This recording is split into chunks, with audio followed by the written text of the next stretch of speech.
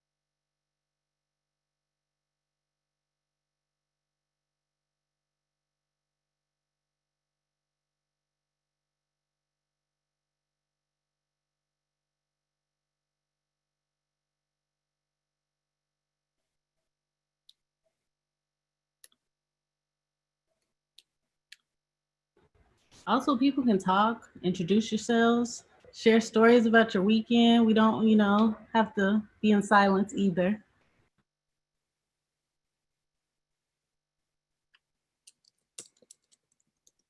Hi, I'm Stephanie, coming in from Brooklyn, so don't mind my 6 o'clock beverage. Just letting you know I'm chilling. Welcome. Is my mic on? Oh, hi. I'm Cookie, and I'm a yoga teacher as well as a film fellow. And I will be doing a grounding meditation before this speaking engagement.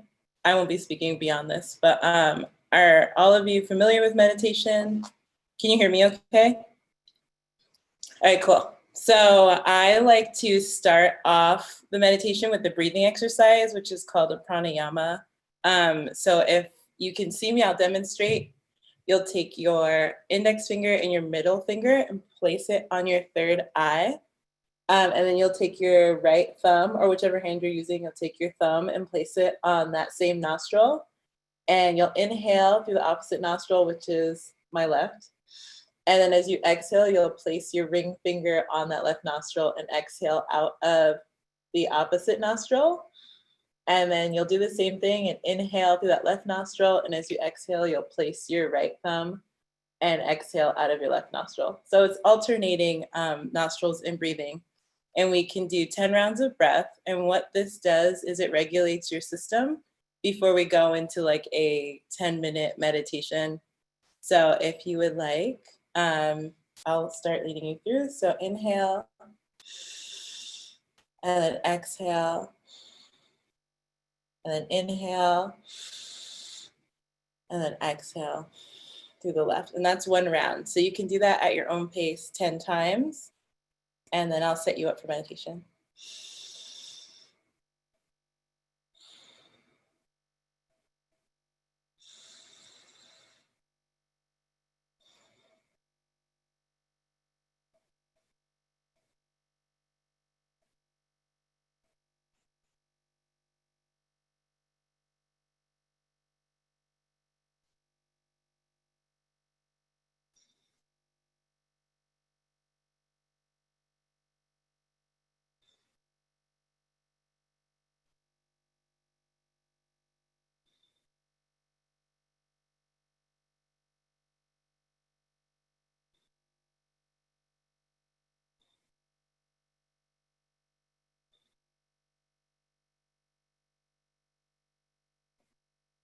And then when you're ready, you can extend your arms out over your knees if you're in a seated position or however you are. Keeping your eyes closed, relax your shoulders and tilt your shoulders back about 1/2 inch. Act as if there is a string at the top of your head, letting you sit directly straight up if that's possible and accessible for you.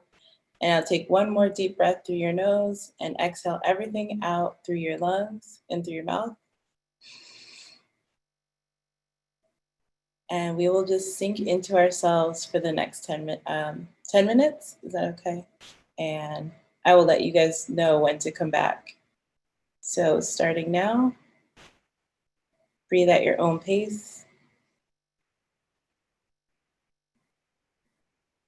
Unclench your jaw. Relax the tension around your eyes.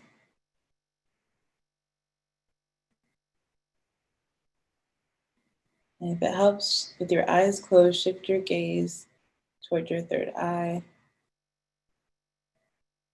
and really be with yourself. Inhaling, feeling the air in the back of your lungs, and exhaling at your own pace.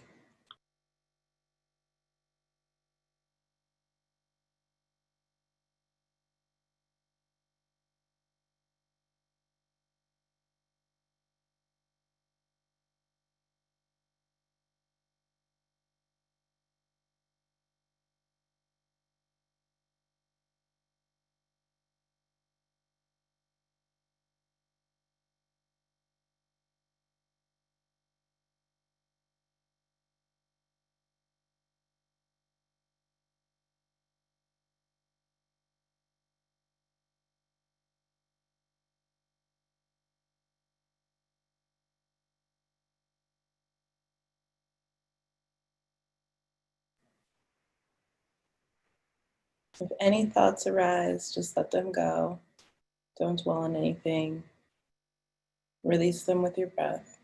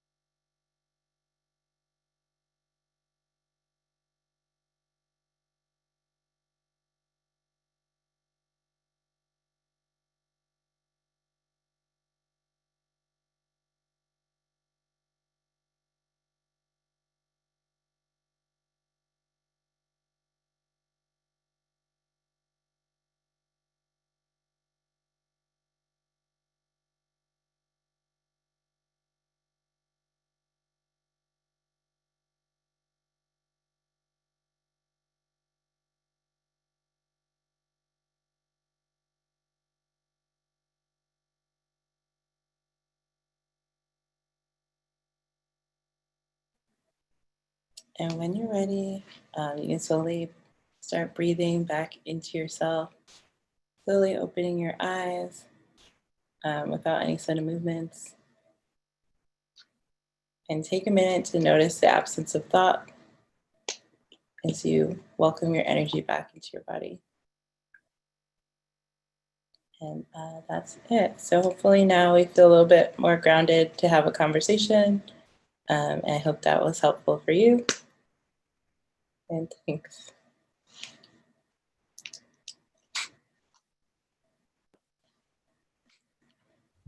Thank you for that. That was necessary. So welcome again. And I think at this point we'll sort of roll in and begin what we've come here to do. Yeah, we do have some clips that we're going to share with you all, but I do want to put out there, it is sensitive content. So yeah, it's just sensitive content. Jeff, when you're ready. Hey, I'm Jeff. I also work with Afani and Rashonda. Yeah, thank you, Cookie, for setting that. That was so nice and necessary for this time. Having this conversation with Terrence beforehand, setting this up, I think he really kind of pushed us in new ways to how we can kind of experience learning. And so I wanted to start off with two specific questions. And we have two different clips that I'm going to show. And the first clip I'm going to show, I'm going to ask the question, what is truth?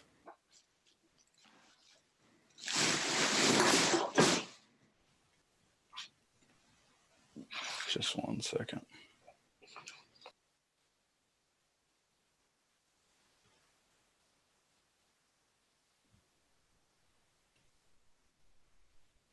Sorry, it's not.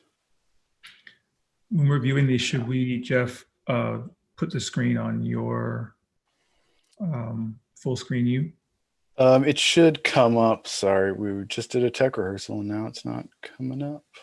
I'm trying to share the screen.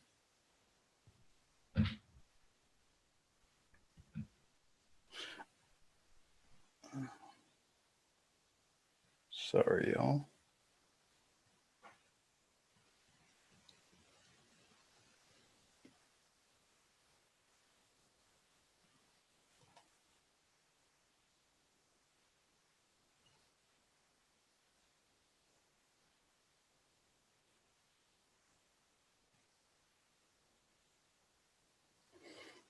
For some reason, it's not letting me share my screen. Is there a different place we can load the clip, or is it? No, it's a clip from my desktop. I can put it in the, not the first one in the chat. Sorry, it did it in the tech rehearsal. You can send it to one of us and you can send it to me. Okay. I'll share my screen. Okay.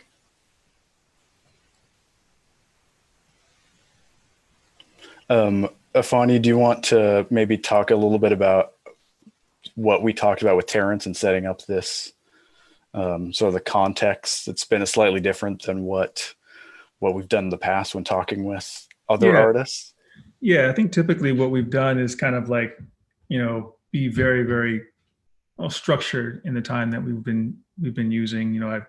I'll come in and sort of do an introduction, very much like what we kind of experienced on the outset, and then I think I do like a formal introduction, like Terrence has done this and Terrence has done that and Terrence was successful at that, and and then sort of walk into a space where Terrence and I would kind of have a conversation about that's based on sort of his achievements, based on some of the things that he's done and the experiences that he's had. And I think it was very funny because he kind of flatly rejected that. He's like, I don't want to do anything about that.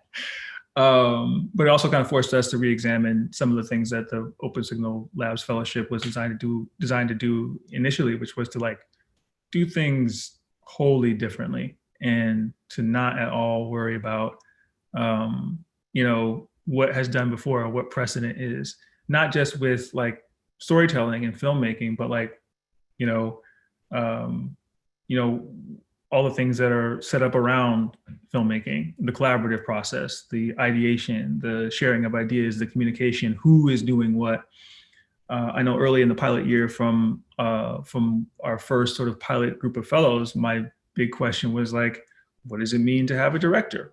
What does it mean to have a director of photography? What does it mean to have, actors, and how many? And, so even breaking down those kind of relationships that are happening in the process of producing a film, but also like, whose idea is this?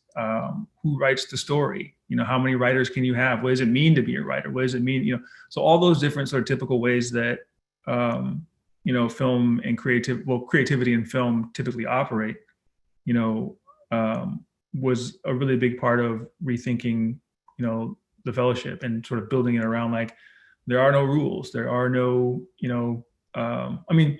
there are no rules, but also like, how can we deconstruct what exists? So we have this very clear and very well-trodden path of how films are, come from idea to, distribution or to wide release. Like we know, we have a pretty good sense of how that works. How can we start to kind of work backwards and then figure it out what it is that we need and what it is we don't need? Because a lot of those methods were derived from places that may not be the most healthy. I mean, I'm not sure how many folks here have been working in the film and television industry, but like, when you're working on high pressure, technical, high budget, medium to low budget, any kind of film, there's a sense of pressure that I think, can become unhealthy.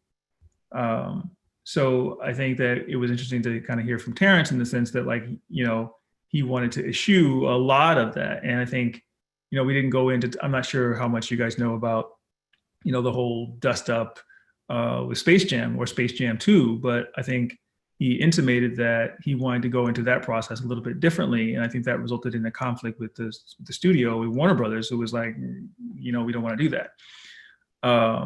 And so I think that, he said straight up that he got fired from that project. And he was not shy about it. He's just like, this is what happened. And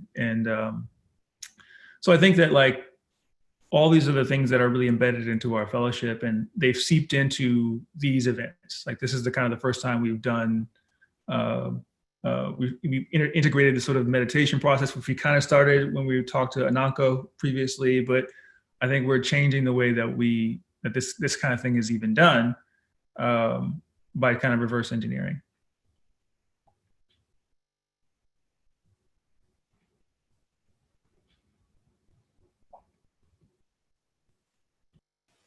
Cool. So I'm going to ask the question first.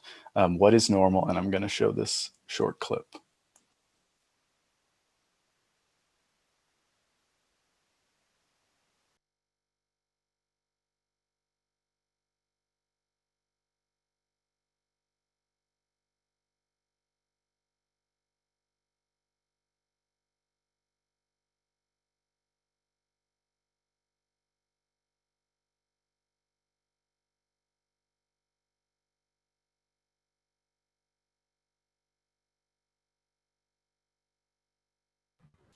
Jeff, I think try it again because the sound isn't playing.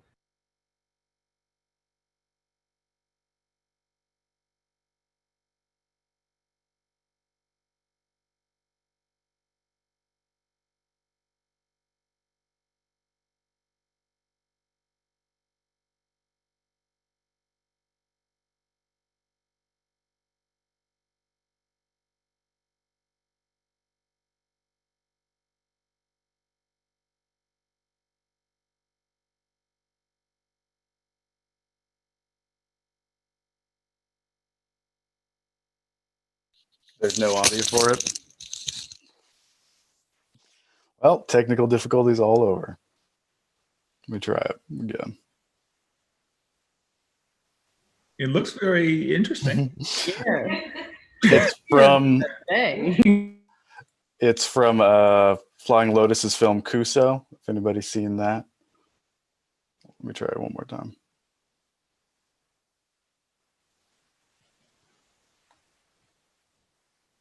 Wow. 40? Really? 40. Thanks, dude. This whole time I thought we were friends. You got no friends. I'm your friend. Well, maybe I don't have any fucking friends because you guys fucking murdered them all. Oh, here And you damn, you guys even go. killed Muffy. We ain't murder nobody, B. We just sent them somewhere else. What? You banished them? I mean, we didn't, but okay, well, yeah, we banished them. We banished them. But they got jobs. Yeah, we made sure of that. They all got jobs. They're farmers. Yeah. Farmers in the beyond. So they're still alive? Does that mean my parents are still alive? Can I see my parents? Oh, she wanna see her parents.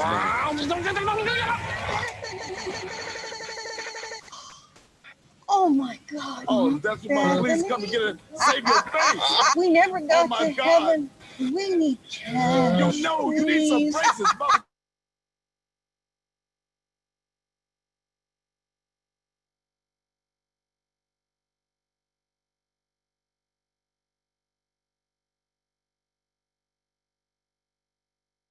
Yeah, your little feeble two-dimensional mind couldn't possibly comprehend infinity, my nigga. I'm not your nigga. You guys treat me like I'm your slave. Oh, chill, bitch. What was you doing? I mean, my nigga, my slave, same shit, bitch.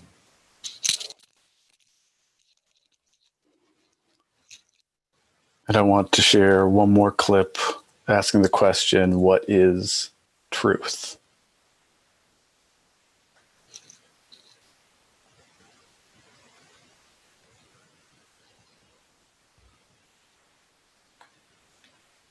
Everybody's trying to shame us. The legislators. The press. Oh my God. Everybody's trying to shame us. Into being embarrassed. Oh my fucking God. But you know what? This isn't stained. It's still got a shine on it. Stop treating us like animals and bugs. Start treating us with some respect.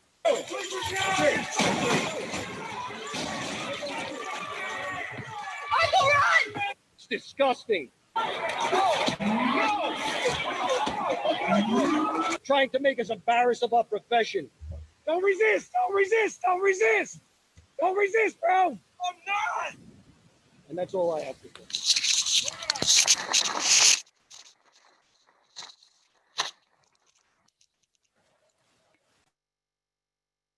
Where did that clip come from, Jeff? That second clip is a meme I found on YouTube that got passed around. I think it's just a powerful juxtaposition of power and two completely different points of what truth is and can be. And I think it really, for me, harnesses the power we have as media makers to share whatever our truth is. And that's one of the things that I think talking with Terrence was really, we kind of stepped up a level. In the fellowship, we're working with writers and filmmakers, and we're not necessarily working, we're working technically on building these stories.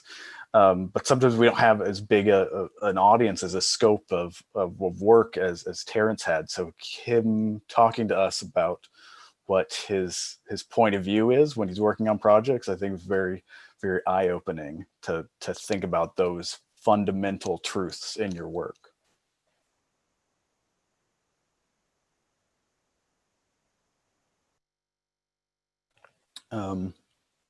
Do we want to jump into those questions?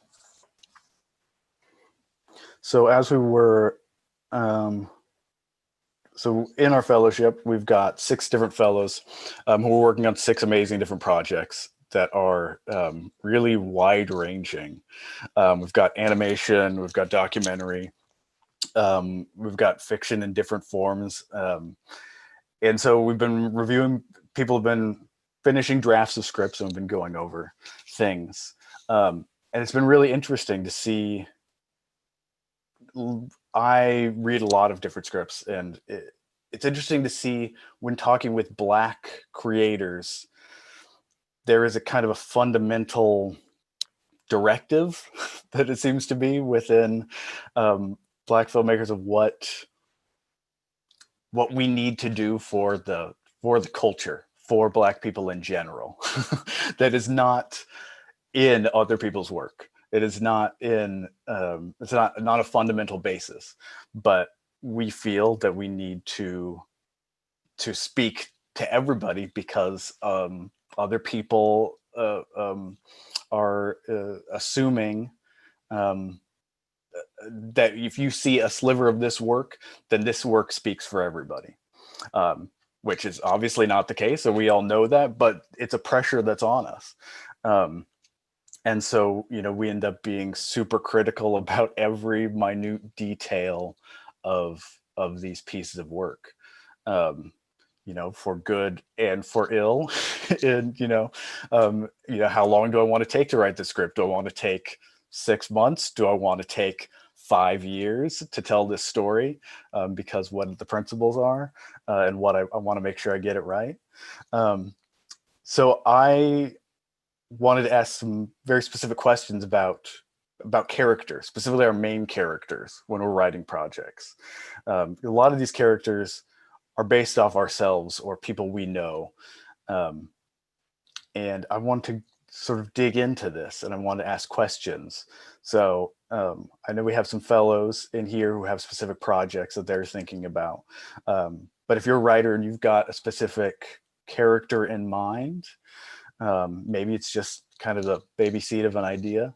I've got some questions that I want to ask, and there's no right or wrong answers, obviously, in this. But I want to have you think in a different way about this. So the first question I want to ask about this main character. Yeah, before you start, I just wanted to also point out that we have another individual on this call right now, Martin Jones, who is a veteran of film and TV, who also is very deftly aware of a lot of the issues that we're pointing out to. So as we wait on Terrence, I just want to let you know that there is a very sort of seasoned and experienced creator of the Black experience who at one point, who is from Portland and still has a few roots in Portland, but I think is in Austin, Texas now. Yeah. Hi. Just want to introduce him. I appreciate that, Afani. It's good to see you all, and all my best wishes and blessings to everybody in Portland during this season, with so many things going on. But yes, I've been in Austin now since last December. I was in Portland for 10 years and, didn't know that COVID was coming in 4 months in, but managed to making the best of it, like everyone, I'm sure. And a big reason for the move is I joined the Austin Film Society as the head of the studio. We run a 20-acre movie studio here with 7 sound stages. And so that was my purpose for coming here, was to take Austin Studios in a new focused direction. And it's a great organization,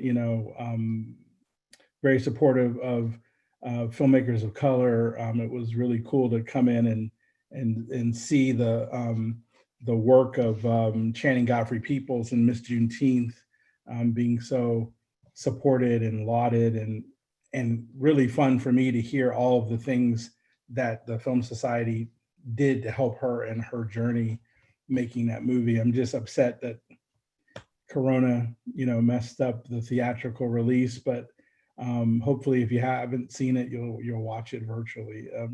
But thank you, Afani. I'm a big fan of what you all are doing. When I was in Portland, your big event at the Hollywood Theater unfortunately coincided with my youngest son's graduation from high school. So I couldn't pull it off, but I'm a fan in the outfield and have had lots of conversations with Afani and Justin and a few other people over there. And thanks for the shout out. I appreciate it. If there's anything I can do to help or be a resource, please let me know. Oh, we will. And you will. We will definitely talk. Thank you. So yeah, so just a quick little shout out, but yeah, if we want to get back to our questions. Yeah, nice to meet you, Martin. Yeah, so yeah, the first question I had, this is a series of 4 multi-part questions. But so if you have a character in your mind that you're thinking about, I want you to think about these specific questions. So you match your character on Tinder. They want to meet to go out. Do you go? Why? If so, where are you going to meet?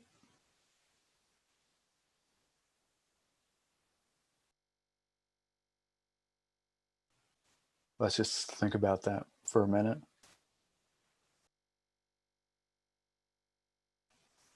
You match your character on Tinder. They want to meet up. Do you go?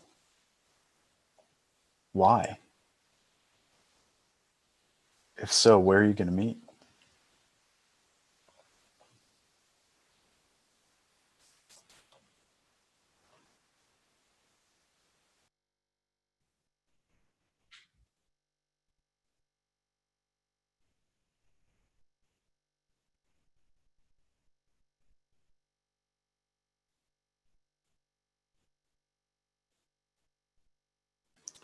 Would anybody be matching with their character on Tinder? No. Answer, hard no, hard pass. Having read your script, I can see why. Is there a thing that you would see in your character, Ansar? I don't mean to put you on the spot, that off the bat would make you say no? Just 1 or 2 words?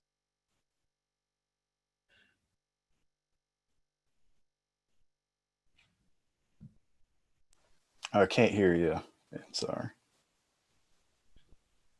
And you're not even muted. We're having technical difficulties.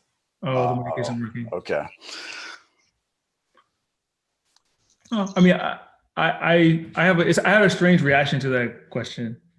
But yeah, maybe I'm sorry, you could type your answer, and we could discuss it. But I think like of all the stories that I've written, it's hard because I always start with me. Like I've had a lot of opportunities to sort of try to write stories that are so far away from who I am that have just failed spectacularly. I haven't even, since that moment, I haven't even started to tell or write a character that isn't just straight up me. And I'm not sure if that's like a narcissistic thing to do, but like it's what I think I know best. And in the course of that process, I think what I always end up revealing are things about myself that I didn't know.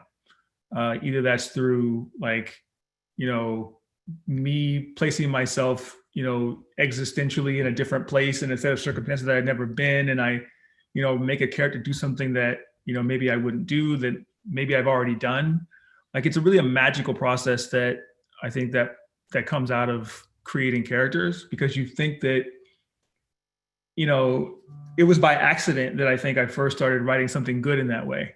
Like I thought I was writing something about something that was far away until at the end of the day, I realized that this person was me. Like after several different drafts and after several different readings, I was like, wait a minute, I'm the character in this story who's like out of work and struggling to find his foothold in the professional world. Like, and, you know, is willing to do these terrible things in order to make myself feel better about my value as a person in the world. And that character was me, but it also, those things that motivate that kind of a character are very compelling. And I think they're compelling because everybody's experienced that. Like everybody's experience is like this sense of like, oh my God, am I gonna make it? Am I worth it? You know, am I good enough? And everyone has struggled in that way. Maybe not everyone, but I think like that's a part of life. So I think that process of like starting directly with me kind of puts me in a position to like, I mean, there's like, you know, maybe you could be a narcissist, but like, I don't know if I totally would match with myself on Tinder and go out and try to figure out who I am. Like, that's like a weird fantasy of mine. So I don't know. So absolutely yes. And where would we go? Like, it wouldn't even matter. Like, you know, But it's a great question to make you think about a lot of, that process. But like, I haven't gotten to the point where I feel comfortable enough trying to start with a character other than myself. Yeah, that's one of the reasons that I this line of questioning we're going to go down is because I think that's not an uncommon thing. Answer types, I think we're too similar.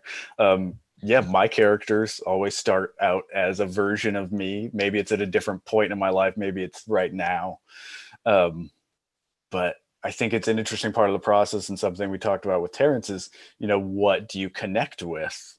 What parts of yourself do you connect with to that character? What parts do you not connect with?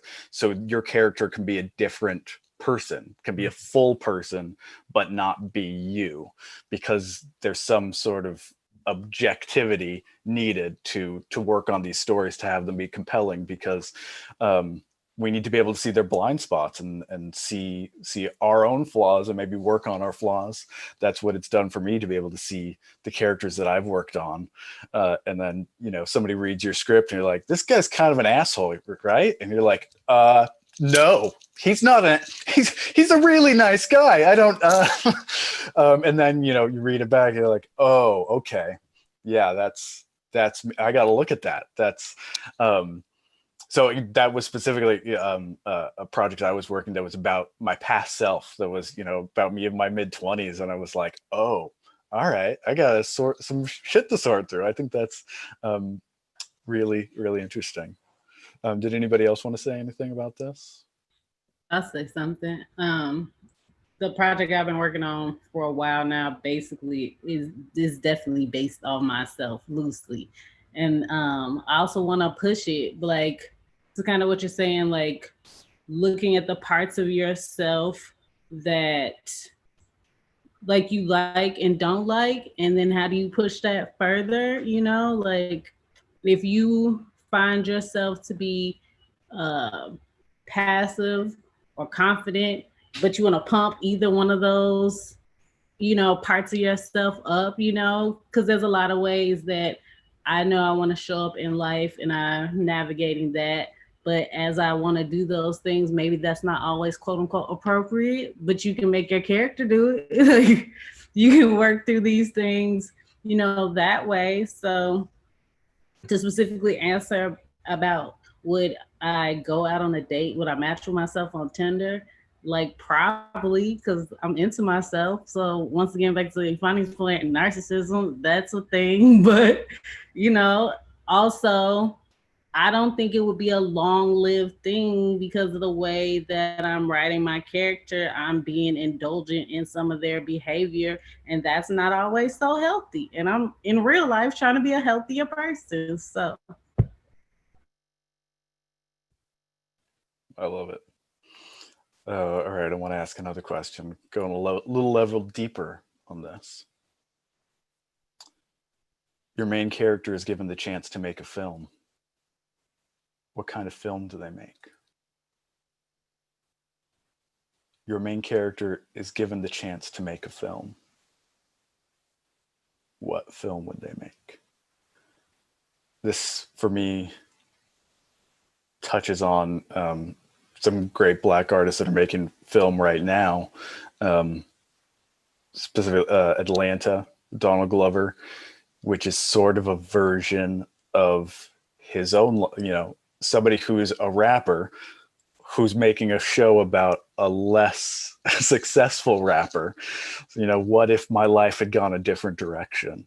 Insecure, an awkward Black girl before that, looking at these different lives. What is the difference between these characters? Is your character going to make the same film that you, the person, is going to make?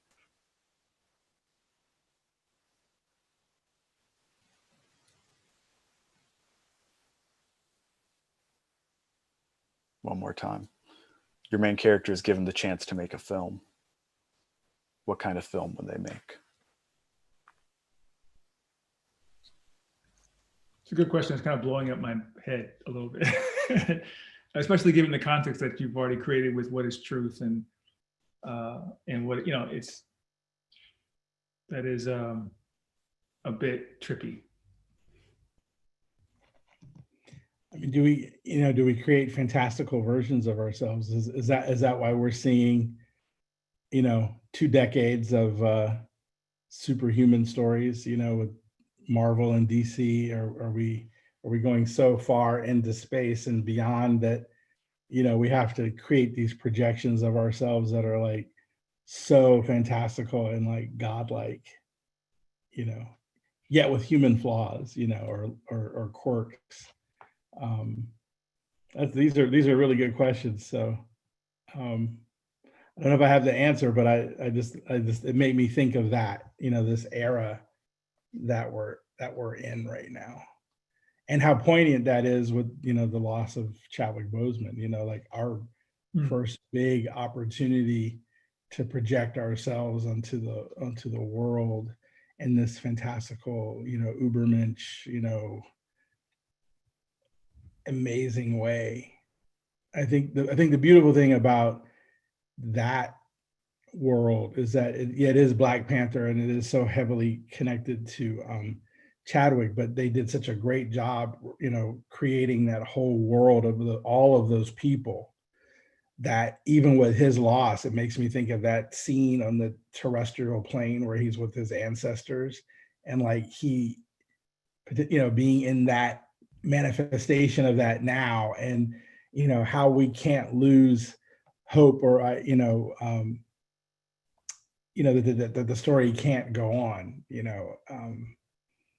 because the power of that leadership and that character in that world, it seems to me, and I'm no comic book expert at all. I mean, I go to these for pure entertainment. I don't understand the whole ethos or world or backstory, or I don't know any of that stuff, but it just seems like in that particular one, it has a beautiful setup about a continuum of the power and the responsibility. So your question made me think of that.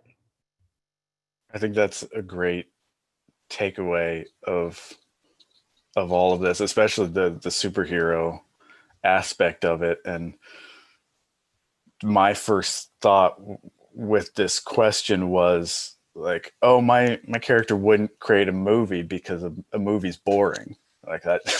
And then I was like, well, but I love to make movies. This is a part of myself, so creating this distance and whatever, and what is that inner world that they're trying to enter? What peace are they trying to find through their artistic expression, if that's what they're trying to do? I saw Rashonda put horror or sci-fi. Stephanie put coming of age film. Any thoughts you wanted to add on those? Just a quick update that we just heard from Terrence's assistant that says that he sometimes just pops into things without responding to her. So there are things that are happening. So I don't know what that means, but just that I wanted to update you all, just because this was something that we were setting expectation around. But so we're still there. I think that doesn't make this conversation any less valuable, but just a quick update there. But I also did want to say that I think these two questions together make me think of, well, I mean, the whole idea of knowing yourself as a character in your process of creating, what it does is it kind of helps me through some kind of algebraic equation. It kind of helps me understand and how to recognize when someone else is not writing from their own perspective. Like it gives me like a clear, it's like a sort of strange kind of disconnect that you see in characters. And particularly around and as Black people in particular, I think Black people are always very, very keen to recognizing a certain level of what's real, like real knows real. And I think that that's definitely reflected when I watch stories that are about Black people that are not written or created by Black people. Because there's like a weird, and I'm not saying that everybody can't recognize that to some extent, but I think it definitely helps when you understand the process of bringing something from yourself and putting it out into the world. but that's this, it's a very like reflexive, exponentially like I think of looking through like a kaleidoscope or putting a mirror up to two mirrors. It really kind of does like make your brain explode. I was gonna say, I don't think I would match with my character on Tinder, because my character is similar to me and I know all the shit. Like I'm not like, I know your issues. And I had a family dust up today. It was just like, dang man, why does my family have all these issues? So and I put coming of age film because I think part of it is the catharsis that comes with doing that analysis and realizing where you started from and where you ended up and what are some of the external and internal factors that led the growth to get to that end point. So I think I feel like me as a creative and also my characters are shifting through that journey. And I think that my character would make a film, and I think my character's film would be analyzing all that crap and hopefully exorcising it in some way. I picked horror sci-fi largely because I think my character is like a more extreme version of me in some ways. And both of those, horror and sci-fi, also help me, so you process and think about these things in a definitely different kind of way. And it would definitely like stretch my limits, because there are things that I do find enjoyable about horror, not just like the killing and stuff, but like just the way it's all, set up and comes together. And you as the viewer are like sitting here thinking about it. You go through a lot of, emotions watching a horror flick. So yeah, it would be largely like to stretch myself to a different realm and possibility. And I think that's largely what my character really embodies, just pushing my limits and such. And then sci-fi is also the same thing. Like you just have a different experience watching that, thinking about it, the layers, of it all. And it's just also, once again, sides that I don't feel like I get to really delve into as much in my everyday life and would like to.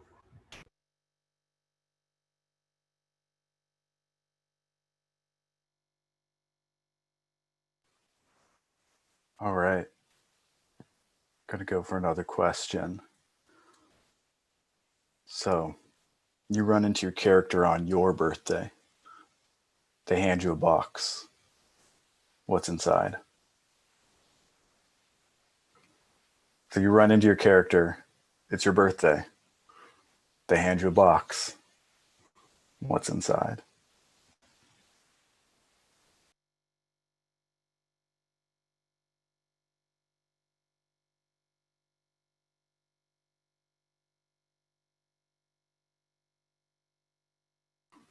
It's your birthday. You run into the character. They hand you a box. What's inside?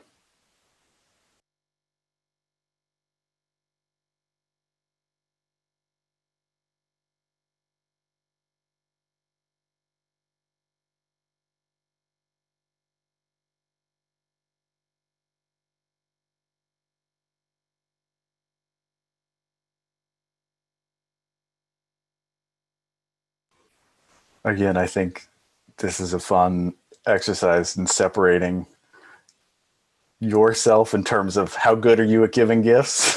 How good would your character be? Do they know you? Did you go on that Tinder date? Have you been communicating? Oh, a knife, a finger. There's some real devious people we got dealing with. Well, the funny thing is I really need a knife. Like, I don't know what that means, but then it made me think of other things. Like, why would I know that? I don't know, but like, it just makes me think of ideas about why my character would be giving me a knife. Like, it's just like, or if I didn't know myself in that context, why would I think that someone who was me would give it to me?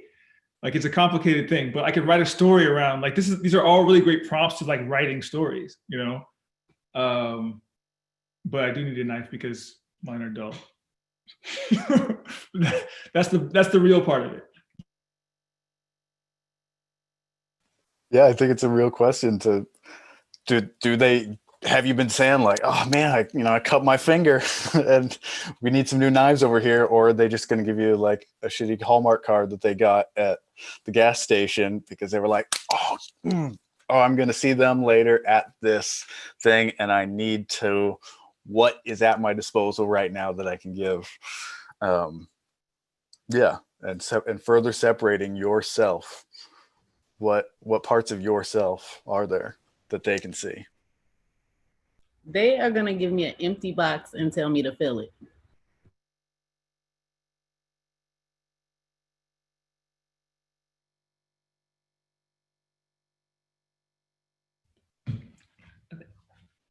Would anybody, and I'm just kind of taking a stab at this, but wondering if anyone would be willing to share some of their work or some of the character work that they've done.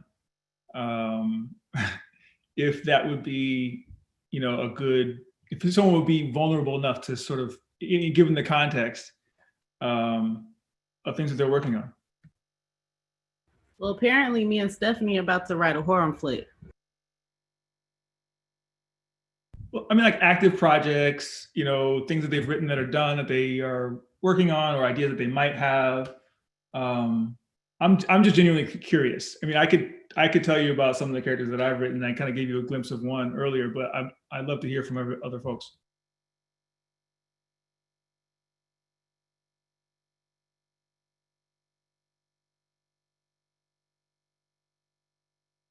The one thing I'm really enjoying about this, I'm on a journey, even though, finally gave me some props and, I've been doing this for a really long time.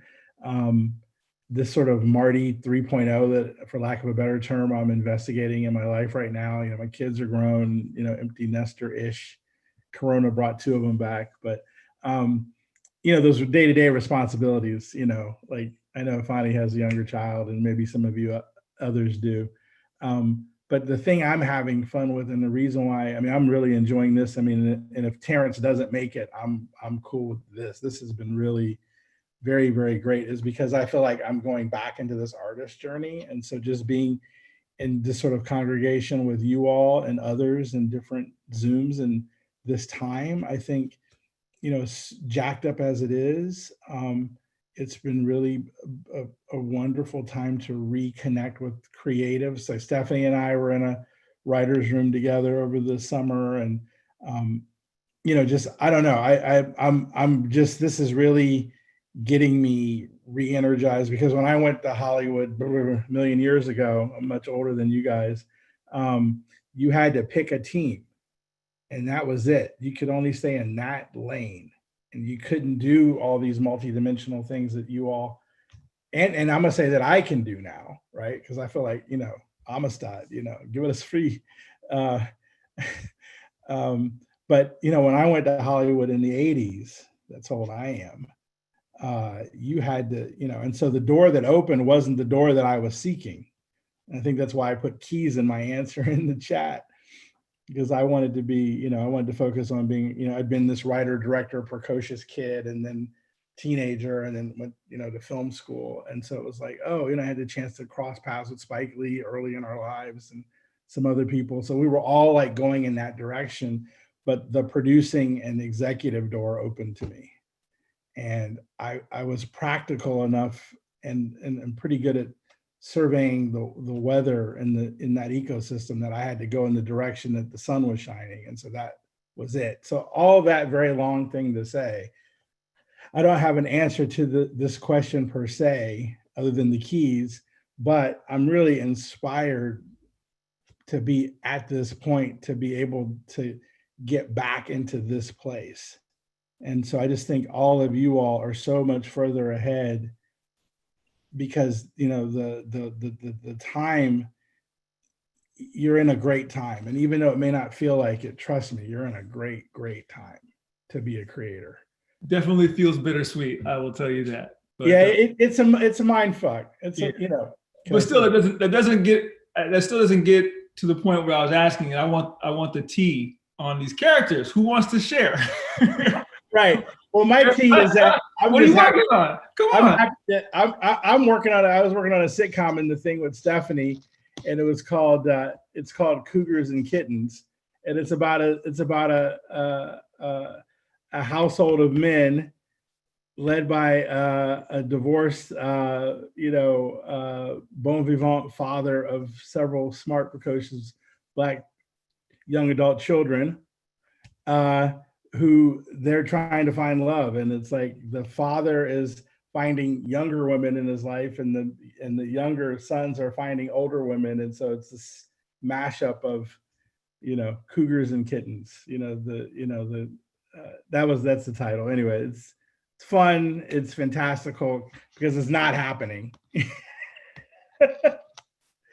don't want to hear that energy. Stacey would not appreciate that energy. Okay, no, it's happening. It's happening.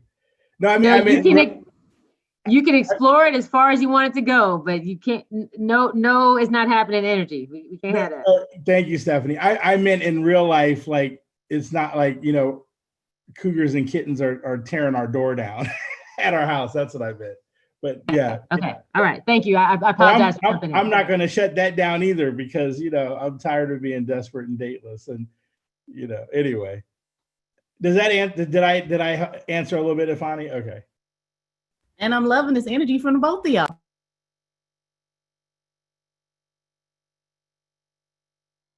But these are epic questions. I mean, these are like, you scared me on that first one. I was like, damn, okay, this is like, they're doing yoga and meditation and like deep dive questions. Like this is a little too up my pay scale on this group. And I'll just dive in real quick. I too am similar to Martin. I had a different journey, and I'm shifting toward becoming more of a writer and creative in that way. I did a lot of producing, helping other people share their stories, and so for me, it's about being able to recognize my voice, let that voice grow, and then tell my story. So I haven't yet developed that thick skin of being able to share the stories, but I am doing a writing practice. I love these questions. I'm making note of them because I think there'll be a good writing prompt. And so thank you for this discussion.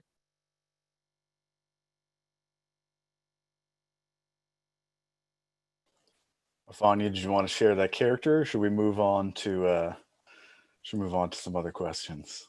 I have well, interestingly enough, I'm at the point where I've written so many things at this point. Like I'm kind of working backwards in a way sometimes. Like I'll have all these different ideas for stories, and then I'll think to myself, why, or is it appropriate for me to write them? I mean, am I the person who needs to tell that particular story? And it's fine if I would start and sort of keep it to myself, but as an artist, I feel like the things that I want to make, I want to share. But I don't often delve into something just because I feel like I can, or I should, or I have this opportunity to, or I have this idea. It doesn't automatically, I feel like, give me license to tell it. But I like to think of all the fantastic. Like I can think of a ton of different scenarios about story. It doesn't take me very long to think about a conflict, a challenge, and a resolution. That's really, really easy. But finding out like what a character would do at each of those points in the story, that becomes the challenge. And I think if I can't answer some of those things, then I'll just like put it aside and I'll pull back something else and maybe work on a draft that I haven't looked at in 5 years or whatever. But I think that's a big challenge for me because I want to jump right into the things that I see. And then I think earlier on, I think Rashonda mentioned something. Well, no, I think it was Jeff that you were talking about the kind of stories that sort of Black people create, which are steeped in this, I definitely don't want to say desperation, but an expectation that we tell stories that are rooted in this, political space. Like I want to avoid that. But at the same time, I feel like it's like the situations that come to me, the scenarios, because we live in this world, I can't escape like being influenced by those things. So just, so in terms of characters, like I'm not working to try to figure out characters. I'm trying to figure out whether or not I have the agency to actively tell those kinds of stories.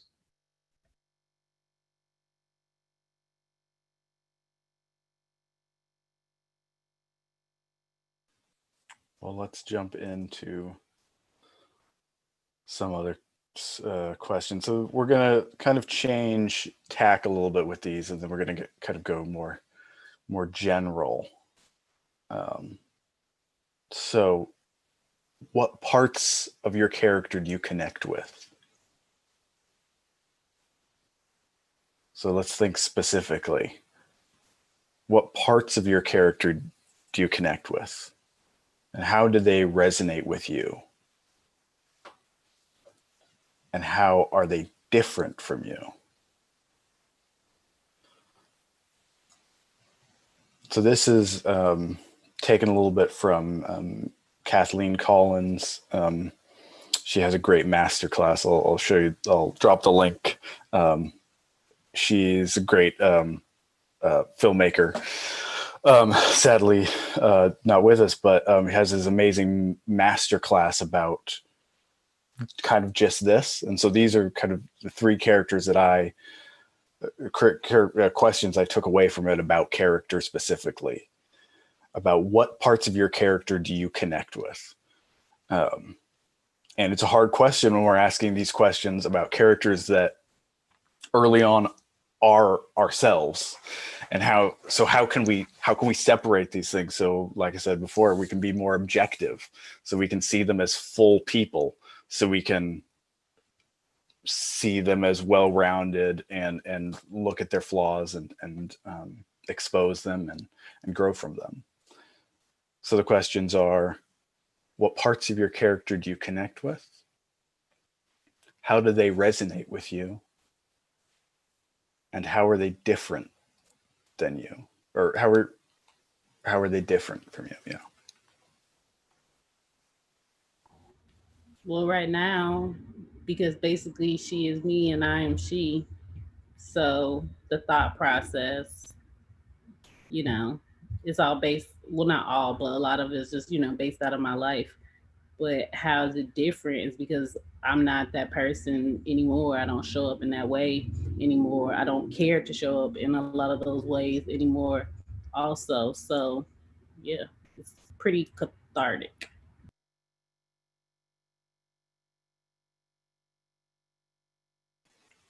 Yeah, I can share so I've been working on a script about a younger version of myself that in my mid-20s, I was working as a security guard and always wanted to be an artist.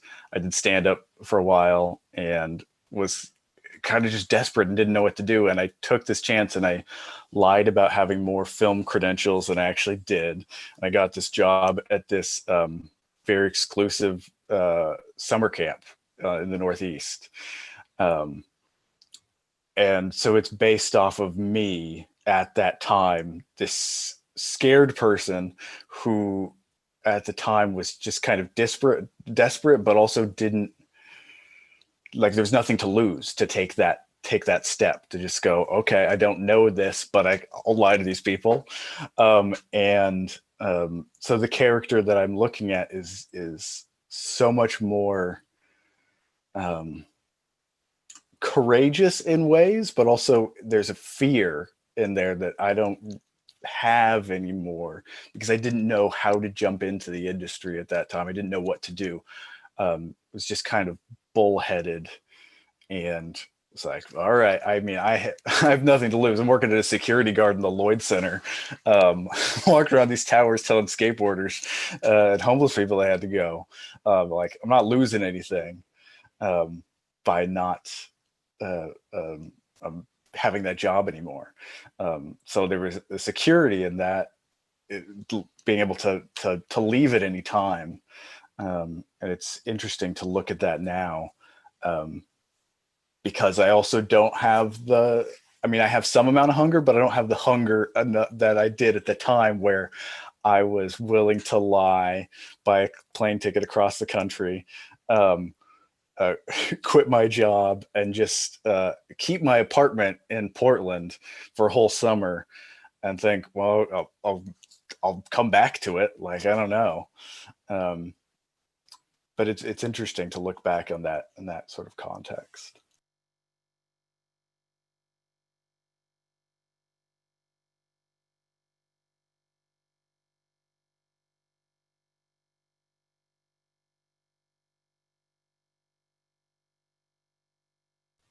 Any other thoughts?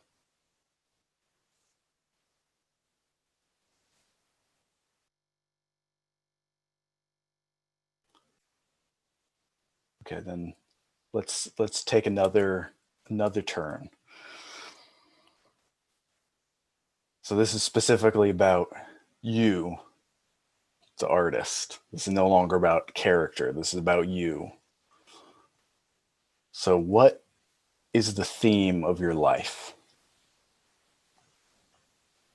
What is the theme of your life? Not knowing the end of your own story, what is the theme of it so far?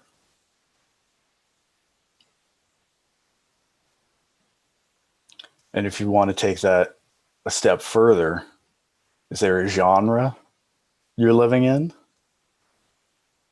For a lot of my life, it was one of the best questions I ever got asked at a job interview is what genre of film I was. And I was like, I don't know, but I feel like I'm a Western. I feel like I'm a lone gunslinger and I'm just going to town to help whoever I can. And just then I kind of disappear. I'm not that anymore, but there was a time in my life that, you know, I said that and I was like, oh, that's all right.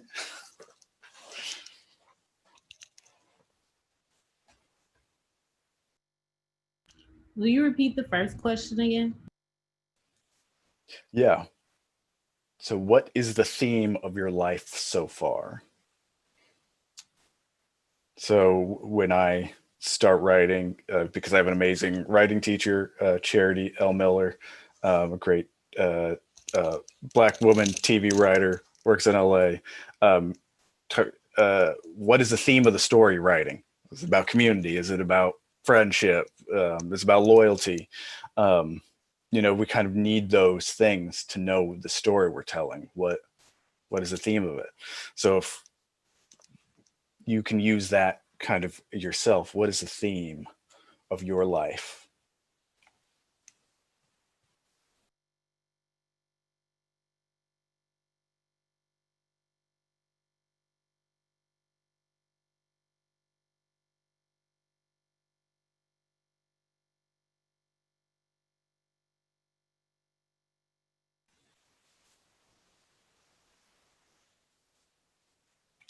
All right.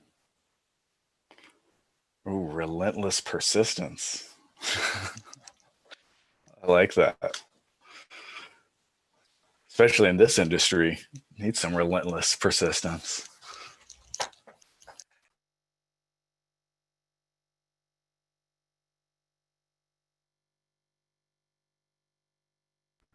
Mine is definitely mixed genre. It's high level comedy, sprinkle some drama on top of it.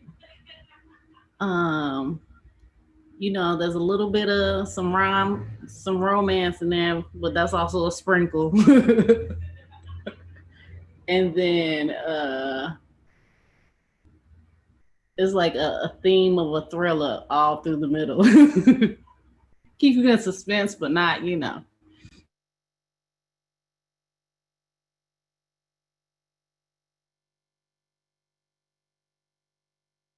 Just because we're talking about this, I was joking with a writing friend of mine yesterday that 2020 is really poorly written because it just keeps being Act Two. Like the stakes just keep being raised. Like, oh, there's a virus. Oh, there's racial injustice. Okay, none of this makes sense. This doesn't go together. This you've written 4 different films and they're all on top of each other. Doesn't work. Yeah, you forgot about the demagogue that started before the virus. So it's That's too the many prequel. movies. Right. Too many. When I see movies that have too many villains, you know, I was gonna say, like, can we do a Save the Cat genres? Like the double mumbo jumbo is too much. It's too much. Like, who produced this thing? This is a Roland Emmerich inside of a Charlie Kaufman, some kind of creation. That's what's going on right now. This is a fuckery production. That's my favorite line from a movie this year, right before the pandemic. I don't know if you saw The Gentleman. but the woman that plays from Downton Abbey that plays Matthew McConaughey's wife, the best line of the movie, she's like, "There's fuckery afoot." So I love that. Rashonda, who's producing this thing? It's like a thick layer of fuckery too. It's like laid on thick, like that icing that you don't like on the cake.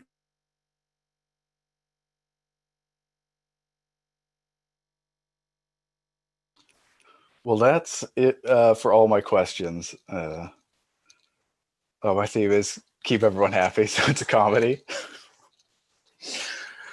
I like it. Rashonda thankfully dropped the Kathleen Collins Vimeo link. I would definitely recommend it. We got the recommend on that from Terrence. He said everybody should watch it. I'm very sad that he wasn't able to join in with us, but I know he's working on some projects, so hopefully we can get him back or do something else in the future. But yeah, it's been great to chat with y'all about this stuff, and we don't know what we're going to be doing for November. I mean, nobody knows what November looks like, but we will send it out when we've got a date and a person confirmed.